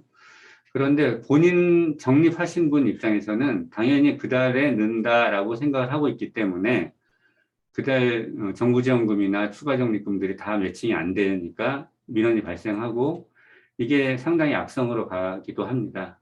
그래서 대상자 확정 통고를 하실 때 그 안내문에 반드시 이거를 해주셔야 좀 민원으로부터 좀 면한다라고 하는 걸 안내드리고요. 적립 기준 금액은 이제 최초 저희가 10만 원 이상 적립하고 10,000원 단위로 이제 추가 적립을 하는데 최고치가 50만 원입니다. 분할 해지를 할 때 10만 원 이상은 남겨놔야 된다. 이걸 참고를 기억을 하시면 되겠습니다. 그래서 10만 원 최초 이번 달에 이제 10만 원 넣어서 매칭이 되면 다음 달에 10만 원을 먼저 넣고 10만 원 이상을 적립을 해야 적립이 이제 추가 적립이 되는구나, 정부 지원금을 매칭을 하는구나라고 인식을 합니다. 시스템적으로 인식을 합니다. 5만 원씩 2번 넣어가지고 될 일이 아니고 첫 번째 10만 원 이상을 먼저 넣고 그 다음에 추가 적립을 하려면은 뭐 2만 원도 좋고 3만 원도 좋고 이런 식으로 넣는다 이렇게 이해하시면 되겠고요. 또 하나가 이제 아까 그 적립월 기준에 대한 그 민원과 유사하게 그 정도 강도로 또 많이 나오는 게 연락처에 대한 부분입니다. 청년 내일 저축 계좌는 그 본인이 자기 연락처를 우리 시스템에 등록하고 관리하도록 이제 기본적으로 프로세스가 그렇게 돼 있는데 희망 저축 계좌 1, 2는 이제 지역자율센터나 이렇게 지자체에서 좀 손을 타는 게 많이 있습니다. 이분이 이제 이사를 의외로 이제 이사가 많은데 또 이사 갔다고 연락처를 알려주기도 합니다. 지자체에 잘. 안내가 그렇게 돼 있어서. 그런데 지자체에서 지역자율센터로 전달이 안 되는 상황이 있습니다. 그러면은 저희 이제 시스템적으로 20일 이전에 적금을 넣어야 됩니다. 뭐 교육을 받아야 됩니다. 이런 안내들이 나가는데 당연히 휴대폰이 바뀌었으니까 안내가 안 나가겠죠. 그것이 이제 악성으로 가는 경우들이 있습니다. 그래서 대상자 선정 통지를 하실 때 반드시 연락처 변경 고지를 하고 지자체와 더불어서 지역자율센터에도 변경 등록을 하도록 지자체에서도 알려주시고 지자체로 만약에 오면은 지역자율센터에 휴대폰 변경 신고하지 않아서 정보를 못 받으면 그것 때문에 불이익을 받는 일이 또 있습니다. 아까처럼. 그래서 그런 경우에 불이익이 있을 수 있다고 하는 걸 고지를 하셔야 나중에 민원으로부터 좀 해지할 수 있다. 이렇게 특별히 더 말씀드립니다. 그 다음에 이제 지금부터 7월 25일까지 상황에서 이제 뭐 거의 없을 거라고 보긴 하지만 어쨌든 해지를 할 때 지자체에서 본인 적금인데 지자체 해지 승인을 받아야 된다라고 하는 것도 안내를 할 필요가 있습니다. 왜냐하면은 지금 이제 가입자분들은 일반 금융상품하고 지금 저희가 하고 있는 자산형성 지원 상품하고 별반 구분을 잘 하지 않습니다. 그래서 자기 통장 자기가 해지를 하는데 왜 승인을 받아야 되느냐 뭐 이런 그 민원들이 있을 수 있습니다. 그래서 지자체에 신청해서 승인 받은 다음에 은행에서 이제 본인 적립 계좌를 해지할 수 있다는 걸 알려주시고요. 주로 이제 뭐 분할 해지가 지금 이제 전면적으로 도입됐기 때문에 자기가 10만 원 이상만 남기고 나머지 부분은 이제 필요하면 찾을 수 있으니까 그런 제도를 잘 활용하면은 이제 중도 해지하지 않고 만기까지 갈 수 있지 않을까 생각됩니다. 이게 붉은 글씨로 이제 쓴 부분인데요. 제가 아까 쭉 말씀드렸지만 다시 한번 거듭해서 이제 강조드리면 시스템 오픈 전에 7월 달에 이제 일괄 적립을 할 건데 7월 달에 오픈을 하면서 일괄 적립을 할 건데 그 이전에 해지하면은 본인 적금을 해지를 하면은 지원금 적립 계좌가 생성되기 전이기 때문에 지원금을 받을 수가 없습니다. 나중에 추가로 더 어떤 방법을 써서 받을 수 있는 방법이 없습니다. 이거 반드시 꼭 알려주셔야 되고 7월 이전에 해지가 거의 없을 거로 예상이 됩니다만 어쨌든 그래도 있을 수 있습니다. 그래서 꼭 그걸 안내를 해주시고 만약에 이제 그 중간에 탈수급을 했다 한두 달이라도 발생을 할 수가 있으니까 그렇다고 하면은 7월 이후에 본인적립금을 해지하도록 이렇게 안내해 주시면 될 것 같습니다. 두 번째는 아까 말씀드린 것처럼 전출 이제 지자체에서 이제 보고를 하면은 전입한 지자체에서 수급권 관리 지자체가 됩니다. 그래서 그 시스템이 이제 작동이 되면은 그때 한꺼번에 이제 지원금을 지급을 할 때 전입받은 지자체에서 관리를 한다, 지원을 한다 이렇게 이해하시면 되겠습니다. 아까 잠깐 말씀드렸지만 적립중지제도는 적용할 수 없다. 이거는 뭐 크게 중요한 건 아니지만 이 시기에 이제 최초에는 가입을 하고 그 다음에 적립이 안 되면은 총 누적해서 12개월 동안 이제 그 적립을 하지 않으면 해지되는 거니까 이렇게 한 두세 달 정도 그런 일이 벌어진다. 지원금 당연히 없다라고 하는 것들도 안내할 수 있을 것 같습니다. 네, 이렇게 간단하게 지금 말씀을 드렸고요. 혹시 뭐 추가되는 것들이 특별한 이제 질문에 대한 응답이 있다면은 이제 사무관님께서 몇 가지 더 하는 것을 하고 교육을 계속 이어가겠습니다. 수고하셨습니다.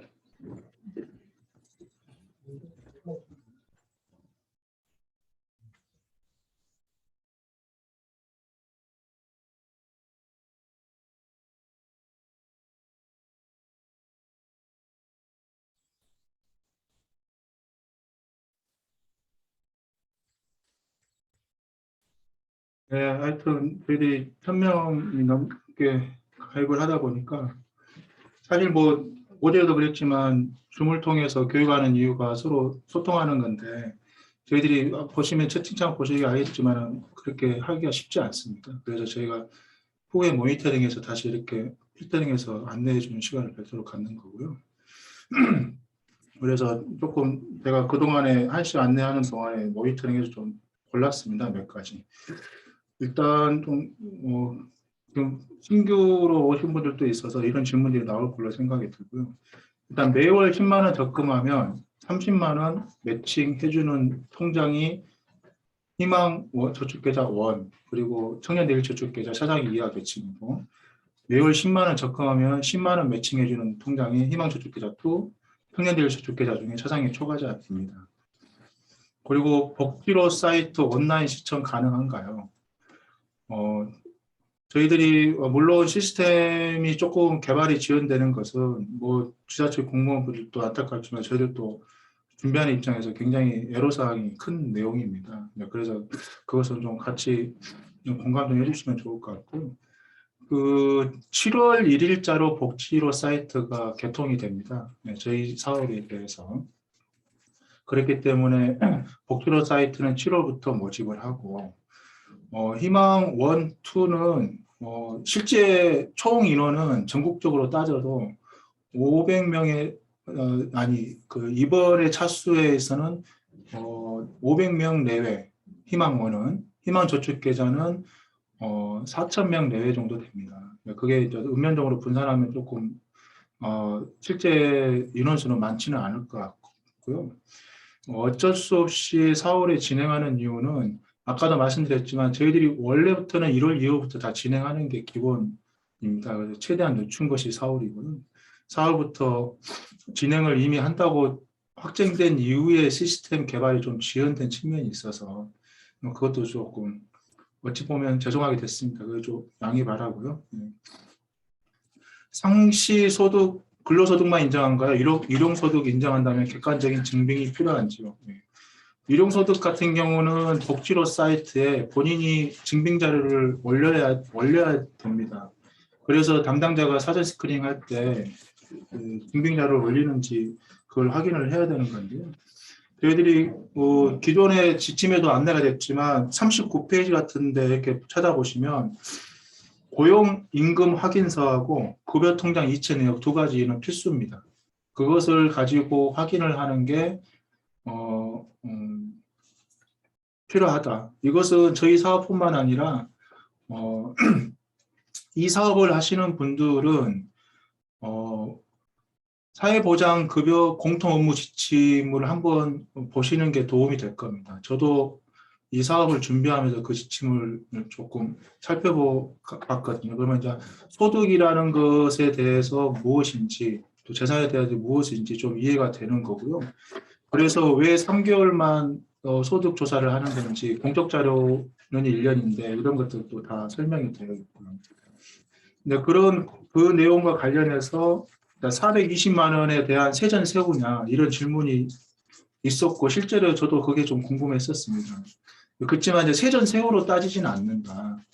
그 공통 업무 지침에 보면 소득에 대한 산식이 별도로 있습니다. 저희들 연말정산할 때 근로소득액 이렇게 나중에 산출해서 나오지 않습니까? 그런 것처럼 산식에 의해서 나오니까 그 부분에 대해서는 어느 정도 가늠해서 420보다는 조금 상향의 금액의 실제 세액 전후로 따지면 상향의 금액이지만 결과적으로는 소득조사 과정을 거쳐서 최종적으로 확정돼 봐야 한다. 이게 결론이거든요. 네. 그 다음에 청년내일저축계좌 중도 지급 해지의 경우 자립역량교육 이수 기준 충족이라는 기준을 10시간 교육 모두 완료했을 때만 충족으로 보나요? 아니면 가입 연수에 따라 나눠서 판단하나요? 이것은 저희들이 기준을 만들 겁니다. 나중에. 네. 지금 그냥 단순히 비율로 따져서 인정할 수도 있고 아니면 6개월 단위, 1년 단위로 나눠서 인정할 수도 있는 부분이 있거든요. 그래서 그 부분은 좀 나중에 저희들이 내년 지침에 담든지 아니면 별도로 안내를 하든지 그렇게 진행을 하겠습니다. 탈수한 경우 수급자 재신청 제한이 있나요? 사실 수급자 재신청은 기초생활수급제도라서 그쪽에서 답이 필요한 거지만 이거 연관돼서 저희 통장에서는 어찌됐든 간에 희망저축계좌 원 통장을 가입했다가 지급해지는 정부 지원금을 한번 받았다는 겁니다. 한번 받으면 그 통장은 가입이 안 되는 겁니다. 그러면 나중에 계층이 올라가서 희망저축계좌 2를 가입을 할 수가 있겠죠. 이런 식으로 각 통장별로 하나씩 개인은 가입이 가능하다. 그렇지만 한번 지급해지 받은 그 계층의 통장은 다시 재가입은 어렵다. 그걸 말씀드리는 거고요. 4월부터는 복지로 아직 개통이 안 되니까 기존과 동일하게 서면으로 서류를 받아서 그것을 4월 6일부터 시스템에 접수를 신청을 할 수가 있습니다. 물론 그 전에 서류를 내서 서류를 갖고 있다가 낼 수도 있겠지만 지금 코로나 때문에 지급 업무가 많다고 저도 인지를 하고 있습니다. 그 부분에 있어서 저희들이 21일까지가 신청 기한이니까 그간에 서류를 받아서 적정한 시간 내에 저희들이 입력을 할 수 있도록 조치해 주시면 좋겠습니다. 다할 특례자는 희망 2로 신청하나요? 희망 1로 신청하나요? 다할 특례자는 제가 알기로는 소득 조건은 초과하지만 생계 의료 수급각으로 인정해 주는 특례자로 제가 알고 있거든요. 그렇기 때문에 다할 특례자는 희망저축계좌 1에 해당됩니다. 그렇기 때문에 희망저축계좌 1으로 신청을 해야 되는 거예요.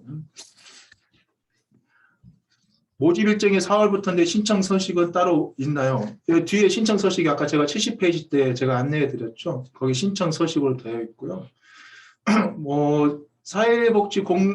사회보장급여 공통업무 지침에 따라서 거기에 신청 서식을 활용하는 담당자도 있습니다. 근데 저희들이 애초에 거기에도 이제 반영을 하려고 했지만 조금은 저희들 말씀드린 것처럼 시스템의 개발 시점에 공통업무 지침에 적용을 하기 위해서 이번에 발간된 공통업무 지침에는 신규 서식은 안 들어가 있습니다. 기존 서식이 들어가 있습니다.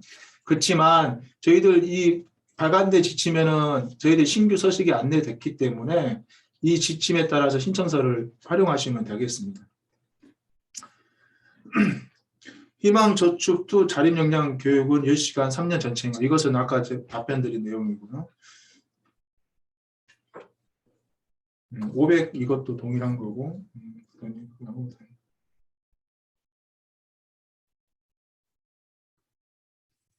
청년저축계좌하고 희망저축계좌의 소득의 파악 기준을 여쭤보시는데 제가 아까 말씀드렸습니다. 청년내일저축계좌는 본인 소득만 따집니다. 가입할 때는 제가 말씀드린 것은 이제 유지할 때입니다. 가입할 때는 다 중위소득을 따지고요. 가구 단위로. 유지할 때는 근로소득 본인 것만 따집니다. 청년내일저축계좌는. 그렇지만 희망저축계좌 1, 2는 유지할 때도 가구 전체에 대한 소득을 따지니까 만약에 두 분이 부부일 경우에는 조금 근로 여건이 정기적으로 유지되시는 분들이 청년내일저축계좌에 가입을 하고 그 근로 조건이 조금 열악해서 중간에 근로를 그만둬야 되는 상황들이 많이 발생하는 분들이 희망저축계좌 1이나 2를 가입을 해서 양쪽 다 유지할 수 있는 그런 유도리가 있다는 것을 아까 제가 설명을 드린 겁니다.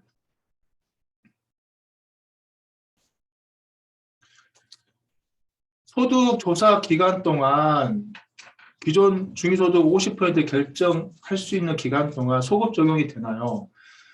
지금 소급 적용이라는 것은 이미 가입자가 확정된 이후에 매칭을 못 해줬을 때 소급 적용이라서 생계의료 희망저축계좌 1에서 원만 해당되는 소급 적용이고요. 4월 달에 신청을 받잖아요. 그러면 4월 달부터 매칭해 줄 수 있는 것은 희망저축계좌 1입니다. 원래 희망저축계좌 2는 소득조사 기간을 70일을 갖고 있습니다. 그래서 4월에 신청을 하면 6월부터 매칭하는 게 기본 일정입니다. 그렇기 때문에 희망저축계좌는 소급이라는 게 없습니다. 6월부터 매칭을 해주는 거고요. 6월에도 시스템이 안 됐을 때 그때는 한 달 정도 7월에 소급해 줄 수 있는 요건. 그것은 나중에 개발 시점을 좀 봐서 조금은 다를 수 있다는 거, 그겁니다. 그래서 청년저축계좌 같은 경우도 7월에 신청을 받으면 실제로 정부 지원금을 매칭해 준 시점은 9월입니다. 9월. 그 9월부터 30만 원, 10만 원씩 매칭을 해주는 겁니다. 네, 이상 좀 모니터링에서 좀 의미 있는 질문에 답변 드렸고요. 네.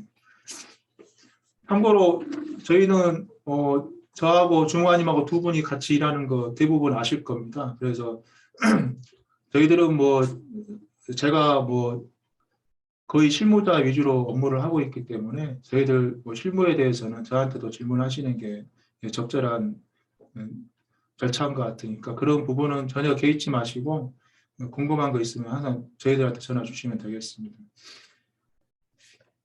이상입니다.